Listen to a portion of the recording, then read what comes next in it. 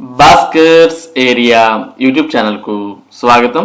ఈరోజు ఉన్నటువంటి విద్య మరియు ఉద్యోగ సంబంధిత సమాచారంలోకి వెళ్తే, ఆంధ్రప్రదేశ్ రాష్ట్ర వ్యాప్తంగా మరి ప్రభుత్వ ఉద్యోగులకు బదిలీలకు ఆంధ్రప్రదేశ్ ప్రభుత్వం మరి అవకాశం కల్పించిన విషయం మనందరికి కూడా తెలిసిందే. ఈ బదిలీల ప్రక్రియ ఈ నెల ఆగస్టు 31వ తేదీలోపు పూర్తి చేయాలని ఇదివరకు పేర్కొన్నప్పటికీ ప్రస్తుతం మరి బదిలీల ప్రక్రియ పూర్తి అయ్యే పరిస్థితులు కనిపించడం లేదు. కాబట్టి మరో 15 రోజులు మరి ఈ బదిలీలకు అవకాశాన్ని ఇవ్వడం జరిగింది. బదిలీలకు గడువు అనేది పొడిగించడం జరిగింది. బదిలీల గడువు పొడిగింపు 15 వరకు ఛాన్స్, 16 నుంచి నిషేధం అమలు. రాష్ట్ర ప్రభుత్వం ఉత్తర్వులు జారీ. ఆంధ్రప్రదేశ్ ప్రభుత్వ ఉద్యోగుల బదిలీల గడువును వచ్చే నెల 15వ తేదీ వరకు పొడిగించింది. ఈ మేరకు ఆర్థిక శాఖ ప్రభుత్వ ప్రత్యేక ప్రధాన కార్యదర్శి పీయూష్ కుమార్ గురువారం రాత్రి ఉత్తర్వులు జారీ చేశారు. ముందుగా నిర్దేశించిన ప్రకారం ఈ నెల 30వ తేదీతో బదిలీల గడువు ముగియనుంది. ఉద్యోగుల ప్రయోజనాల దృష్ట్యా ప్రభుత్వం మరో 15 రోజుల అవకాశం కల్పించింది. వచ్చే నెల 16 నుంచి తిరిగి నిషేధం అమల్లోకి రానుంది. బదిలీల ప్రక్రియ గడువు పెంచడంతో ప్రభుత్వ ఉద్యోగులు హర్షాతిరేకాన్ని వ్యక్తం చేస్తున్నారు. ఇక ఇదే సమాచారాన్ని ఇక్కడ కూడా చూడవచ్చు. 15 వరకు బదిలీలకు గడువు, 16న ప్రభుత్వ శాఖల్లో పొడిగింపు. ప్రభుత్వంలోని 16 శాఖల్లో బదిలీల గడువును పొడిగిస్తూ ప్రభుత్వం గురువారం ఉత్తర్వులు జారీ చేసింది.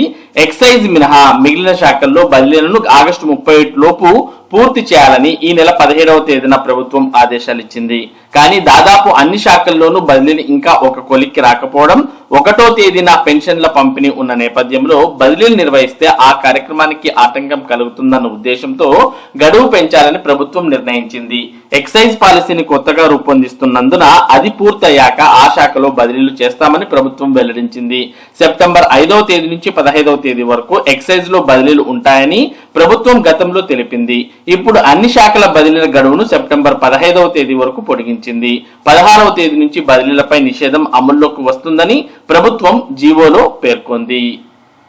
కాబట్టి ఇక అన్ని ప్రభుత్వ ఉద్యోగులకు మరి బదిలీలు అనేవి సెప్టెంబర్ 15 లోపు పూర్తయ్యే అవకాశం ఉంది. అదేవిధంగా గ్రామ మరియు వార్డు సచివాలయ ఉద్యోగులకు కూడా మరి మరో 15 రోజులు బదిలీలకు సంబంధించిన వెసులుబాటు కలగడం ఇక్కడ మనం చూస్తూ ఉన్నాం. ఇక బదిలీలకు సంబంధించి స్పౌజ్ విషయంలో ఏపీ విద్యాశాఖలో వింత ఆచారం. స్పౌజ్ విషయంలో ఆంధ్రప్రదేశ్ విద్యాశాఖలో వింత ఆచారం ఉందని ఎస్టీయూ రాష్ట్ర అసోసియేట్ అధ్యక్షుడు ఎస్ఎం సుబాని విమర్శించారు. పల్నాడు జిల్లా సత్తెనపల్లిలో బుధవారం ఆయన మీడియాతో మాట్లాడారు. భార్యాభర్తలు ఇద్దరు ప్రభుత్వ ఉద్యోగస్తులైతే వీరిని వీలైనంత దగ్గరలో విధులు నిర్వర్తించుకునేలా వెసులుబాటు గల స్టాండర్డ్ జీవోలు ఉన్నాయని తెలిపారు.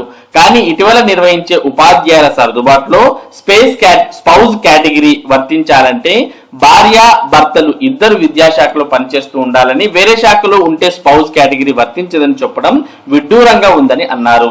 ఈ విధానాన్ని విరమించుకోవాలని, లేని పక్షంలో ఉద్యమిస్తామంటూ ఇక్కడ తెలియజేయడాన్ని చూస్తూ ఉన్నాం.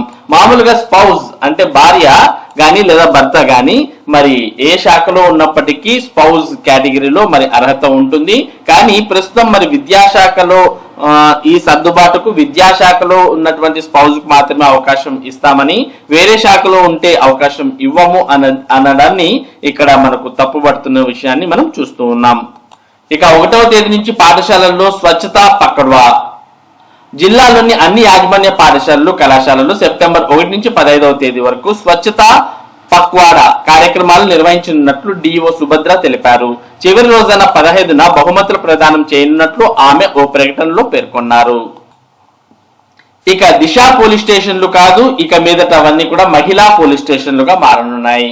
రాష్ట్రంలో దిశ పోలీస్ స్టేషన్లను మహిళా పోలీస్ స్టేషన్లుగా పేరు మారుస్తూ హోంశాఖ గురువారం ఉత్తర్వులు ఇచ్చింది.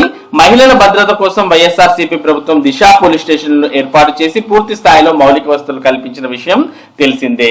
మరి ఈ దిశ పోలీస్ స్టేషన్లు ఇక మీదట మహిళా పోలీస్ స్టేషన్లుగా పేర్కొనాల్సిన అవసరం ఉంది. ఇక పాత పెన్షన్ విధానమే ముద్దు, కేంద్ర ప్రభుత్వ ఉద్యోగ సంఘాలు వెల్లడి. కేంద్ర ప్రభుత్వం కొత్తగా తీసుకొచ్చిన యూనిఫైడ్ పెన్షన్ పథకం యూపీఎస్ ఉద్యోగ సంఘాలు నిర్ద్వందంగా తిరస్కరించాయి. జాతీయ పెన్షన్ సిస్టమ్ గాని ఎన్పీఎస్ యూపీఎస్ గాని వద్దని పాత పెన్షన్ పథకాన్ని ఓపీఎస్ ను అమలు చేయాలని స్పష్టం చేశాయి. ప్రస్తుతం ఉన్న కొత్తగా తెస్తున్న పెన్షన్ పథకాలలో కేంద్ర ప్రభుత్వ ఉద్యోగులకు ఎటువంటి ప్రయోజనం లేదని association of central secretariat services CSS forum తేల్చి చెప్పింది. ఓపీఎస్ అయితేనే ఉభయ పక్షాల ప్రయోజనాలను కాపాడుతుందని స్పష్టం చేసింది. దానికోసం పోరాడుతూనే ఉంటామని గురువారం ఎక్స్ ద్వారా ప్రకటించింది. సిఎస్ఎస్ ఒకే డిమాండ్ ఓపీఎస్, దానికోసం చివరి వరకు పోరాడతాం, అది మాకు గౌరవంగా ఇచ్చేది కాదు, మా హక్కు అని పేర్కొంది. ఇక పెన్షన్ దరఖాస్తు సరళీకరణ. పదవి విరమణ చేసే ఉద్యోగుల కోసం పెన్షన్ దరఖాస్తును కేంద్ర ప్రభుత్వం సరళీకరించింది. కొత్తగా ఫామ్ 6A తీసుకొచ్చింది. దీనిని శుక్రవారం విడుదల చేయనుంది. ఈ దరఖాస్తు ఫామ్ భవిష్యత్ EHRMS లో కేంద్ర ప్రభుత్వ ఉద్యోగులందరికీ అందుబాటులో ఉంటుంది. ఈ ఏడాది డిసెంబర్ నుంచి పదవి విరమణ చేసే ఉద్యోగులు కొత్త ఫామ్ తో దరఖాస్తు చేసుకోవాల్సి ఉంటుంది. EHRMS లో లేని వారు ఫామ్ 6A నింపి భవిష్యత్తులో దరఖాస్తు చేసుకోవాలి. గతంలో ఉన్న 9 ఫారాలను కలిపి ఒకే ఫారాన్ని తయారు చేశారు. ఉద్యోగి అందులో ఒక సంతకం చేస్తే సరిపోతుంది. ఇక ఆర్టీసీ ఉద్యోగులకు సర్కార్ షాక్. జీతాలతో అలవెన్సులు కలపకూడదని ఆదేశాలు. ఆర్టీసీ ఉద్యోగులకు రాష్ట్ర ప్రభుత్వం షాక్ ఇచ్చింది. నైట్ డ్యూటీ అలవెన్స్లు, టీఏ, ఇతర డ్యూటీ ఆధారిత అలవెన్స్లను జీతాల బిల్లుతో కలిపి ఇవ్వకూడదని నిర్ణయించింది. దాంతో రాష్ట్రంలోని దాదాపు 50,000 మంది ఆర్టీసీ ఉద్యోగుల ప్రయోజనాలు దెబ్బతింటాయి. తమకు జీతాలతో పాటే నైట్ డ్యూటీ అలవెన్స్లు, టీఏ, ఇతర అలవెన్స్లు చెల్లించాలని ఆర్టీసీ డ్రైవర్లు, కండక్టర్లు దీర్ఘకాలంగా డిమాండ్ చేస్తూ వచ్చారు. ఎందుకంటే నిధుల కొరత లేదా ఇతర కారణాలతో అలవెన్స్లు ఏళ్ల తరబడి చెల్లించేవారు కాదు. ఉద్యోగ సంఘాల కోరిక మేరకు ఆర్టీసీని ప్రభుత్వంలో విలీనం చేసిన వైఎస్ఆర్సీపీ ప్రభుత్వం ఈ అంశంపై కూడా సానుకూలంగా స్పందించింది. అలవెన్స్లను కూడా గ్రేడ్ 1 ఉద్యోగులకు 600 నుంచి 800కు, గ్రేడ్ 2 ఉద్యోగులకు 400 నుంచి 600కు, గ్రేడ్ 3 ఉద్యోగులకు 300 నుంచి 400కు పెంచింది. ఆ అలవెన్స్లను జీతాల బిల్లుతో పాటు ఆమోదించి ప్రతి నెల జీతాలతో పాటు చెల్లించాలని నిర్ణయించింది. దాంతో ఈ ఏడాది ఫిబ్రవరి నుంచి డ్రైవర్లు, కండక్టర్లకు జీతాలతో పాటు అలవెన్స్లను కూడా ప్రభుత్వం చెల్లిస్తూ వచ్చారు. కాగా టీడీపీ కూటమి ప్రభుత్వం ఈ నిర్ణయాన్ని ఉపసంహరించుకుంది. ఆగస్టు నెల జీతాల బిల్లులతో నైట్ డ్యూటీ అలవెన్స్లు, టీఏలు, ఇతర డ్యూటీ ఆధారిత అలవెన్స్లను కలపవద్దని విజయవాడలోని ఆర్టీసీ ప్రధాన కార్యాలయం ఆదేశాలు జారీ చేసింది. దాంతో ఆర్టీసీ డ్రైవర్లు, కండక్టర్లు షాక్ గురయ్యారు. గతంలో టీడీపీ ప్రభుత్వంలో తమకు అలవెన్స్లు ఏళ్లు పెండింగ్ లో ఉండే విషయాన్ని గుర్తుకు తెచ్చుకున్నారు. ప్రస్తుతం అదే పరిస్థితి పునరావృతమయ్యేలా ఉందని ఆందోళన వ్యక్తం చేస్తున్నారు. నేడు నిరసన. ప్రభుత్వ నిర్ణయానికి వ్యతిరేకంగా అన్ని డిపోల్లో ఉద్యోగులు ఈ నెల 30న నల్ల బ్యాడ్జీలు ధరించి విధులకు హాజరవ్వాలని నిర్ణయించాం. నిరసన ప్రదర్శన నిర్వహిస్తాం. రిటైర్ అయిన ఉద్యోగులకు సకాలంలో సెటిల్మెంట్ చేయకుండా ట్రెజరీ శాఖ తీవ్ర ఇబ్బందులు పెడుతోందని, ఈ అంశంపై కూడా నిరసన తెలుపుతామని పివి రమణారెడ్డి అధ్యక్షుడు, వై శ్రీనివాసరావు ప్రధాన కార్యదర్శి తెలియజేశారు.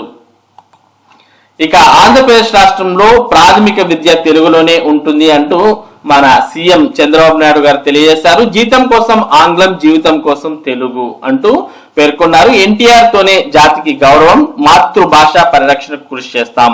ముఖ్యమంత్రి చంద్రబాబు ఉద్ఘాటన. రాష్ట్ర ప్రభుత్వ ఆధ్వర్యంలో ఘనంగా తెలుగు భాష దినోత్సవం. ఇటీవల కాలంలో ఓ పిచ్చి పెరిగింది. ఇంగ్లీష్ వస్తేనే ఉద్యోగాలు వస్తాయి, డబ్బులు వస్తాయని అందరూ అనుకుంటున్నారు. కానీ అది మనల్ని మోసం చేయడమే. మనమంతా ప్రాథమిక పాఠశాలలో మాతృభాషలోనే చదువుకున్నాం. మాతృభాషతోనే విజ్ఞానార్జన సాధ్యం. అందుకే ప్రాథమిక విద్య మాతృభాషలోనే జరగాలి అంటూ చంద్రబాబు పేర్కొన్నారు. అలాగే ఇక్కడ మనం చిత్రంలో కూడా చూస్తూ ఉన్నాం. తెలుగు భాష దినోత్సవంలో గిడుగు రామ్మూర్తి పంతులు చిత్రపటం వద్ద పుష్పాంజలి ఘటిస్తున్న చంద్రబాబు, పవన్ కళ్యాణ్. చిత్రంలో కందుల దుర్గేష్, బొండా ఉమా, కేశినేని శివనాథ్ తదితరులు ఉన్నారు. ఇక జీవితం కోసం తెలుగు భాషను బతికిస్తాం, జీతం కోసం ఇంగ్లీష్ నేర్పిస్తాం అని ముఖ్యమంత్రి చంద్రబాబు నాయుడు ఉద్ఘాటించారు. తెలుగు భాషను కాపాడుకునేందుకు మనమంతా పునరంకితం కావాలని పిలుపునిచ్చారు. ఏ విధంగానూ భాష విధ్వంసానికి గురి కాకుండా కాపాడుకుంటేనే జాతి వైభవానికి భావి తరాలకు అందించగలమని అన్నారు. వ్యవహారిక భాషోద్యమం ద్వారా తెలుగుకు గిడుగు రామ్మూర్తి పంతులు చేసిన సేవలకు గుర్తింపుగా ఆయన జయంతిని పురస్కరించుకొని గురువారం విజయవాడలోని తుమ్మలపల్లి కళాక్షేత్రంలో రాష్ట్ర ప్రభుత్వం తెలుగు భాషా దినోత్సవాన్ని నిర్వహించింది. కార్యక్రమంలో ముఖ్యమంత్రి చంద్రబాబు నాయుడుతో పాటు ఉప ముఖ్యమంత్రి పవన్ కళ్యాణ్ మరియు తదితరులు ఈ కార్యక్రమంలో పాల్గొన్నారు. గిడుగు రామ్మూర్తి పంతులు, మునిమనవుడు నాగేశ్వరరావు, ముని మనవరాలు కాంతి కృష్ణతో పాటు తెలుగు భాషోన్నతికి కృషి చేసిన పలువురిని ప్రభుత్వం సత్కరించింది. ఈ సందర్భంగా చంద్రబాబు నాయుడు ప్రసంగిస్తూ, మన సంస్కృతి సాంప్రదాయాలను కాపాడుకుంటే తెలుగు జాతి ఉనికి కాపాడుకోకుంటే తెలుగు జాతికి ఉనికి ఉండదు. పోరాటం ద్వారా మాతృభాషను నిలబెట్టిన వ్యక్తి రామ్మూర్తి పంతులు. మన భాషకు ఓ చరిత్ర ఉంది. దేశంలో హిందీ, బెంగాలీ, మరాఠీ తర్వాత అత్యధికంగా మాట్లాడే భాషగా తెలుగు 4వ స్థానంలో ఉంది. 10 కోట్ల మందికి పైగా తెలుగు మాట్లాడుతున్నారు. అమెరికాలోనూ తెలుగు భాషకు 11వ స్థానంలో ఉంది అని చంద్రబాబు చెప్పారు. ఉప ముఖ్యమంత్రి పవన్ కళ్యాణ్ సూచన మేరకు సూర్యరాయ చంద్ర తెలుగు నిఘంటు పునః ప్రచురణను ప్రభుత్వం చేపడుతుందని అన్నారు. జీవో 77 వల్ల తెలుగు పండిట్లు, స్కూల్ అసిస్టెంట్లుగా పదోన్నతి పొందడంలో అన్యాయం జరుగుతోందని ఉప ముఖ్యమంత్రి ప్రస్తావించిన విషయాన్ని ప్రభుత్వం పరిశీలిస్తోందని పేర్కొన్నారు. గత ప్రభుత్వం మాతృభాషకు ద్రోహం చేసింది. రామ్మూర్తి, శ్రీరాములు, రామారావు ఇంగ్లీష్ ఉపాధ్యాయుడే తెలుగు ఉద్యమకాడు అంటూ పవన్ కళ్యాణ్ పేర్కొన్నారు. నేడు తెదేపా కార్యాలయానికి సీఎం చంద్రబాబు. మరి ఇవి ఈ రోజు ఉన్నటువంటి విద్య మరియు ఉద్యోగ సంబంధిత సమాచారం. ఇటువంటి ముఖ్యమైన సమాచారాన్ని భాస్కర్స్ ఏరియా మీకు అందిస్తూ ఉంటుంది. మరి ఈ సమాచారం మీరు మిస్ కాకుండా పొందడానికి మన భాస్కర్స్ ఏరియా యూట్యూబ్ ఛానల్ కు సబ్స్క్రైబ్ అవ్వండి. Thank you for watching this video.